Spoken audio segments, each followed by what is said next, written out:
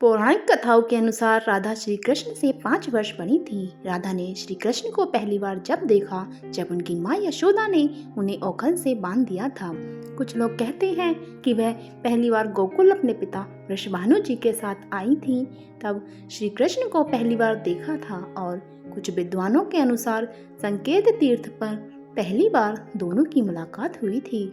जो भी हो, लेकिन जब राधा ने कृष्ण को देखा तो वह उनके प्रेम में पागल हो गई थी और कृष्ण भी उन्हें देखकर बावरे हो गए थे। दोनों में प्रेम हो गया था। राधा श्री कृष्ण की मुरली सुनकर बावरी होकर नाचने लगती थी और वह उनसे मिलने के लिए बाहर निकल जाती थी। जब गांव में कृष्ण और राधा के प्रेम की चर्चा चल पड़ी तो राधा के समाज के लोगों ने उसका घर से बाहर निकलना बंद कर दिया था। उधर एक दिन श्री कृष्ण ने माता यशोदा से कहा कि माता, मैं राधा से विवाह करना चाहता हूँ। यह सुनकर यशोदा मैया ने कहा कि राधा तुम्हारे लिए ठीक लड़की नहीं है। पहला तो यह कि वह तुमसे 5 साल बड़ी है और दूसरा यह कि उसकी मंगनी यशोदा के भाई रायण पहले से ही हो चुकी है और वह कंस की सेना में है जो अभी युद्ध लड़ने गया है। जब आएगा तो राधा का विवाह उससे हो जाएगा, इसलिए उससे तुम्हारा विवाह नहीं हो सकता।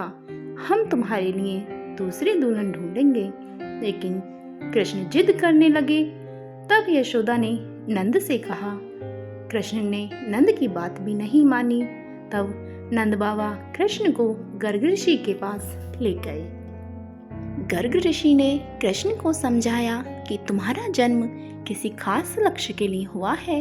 इसकी भविष्यवाणी हो चुकी है कि तुम तारणहार हो।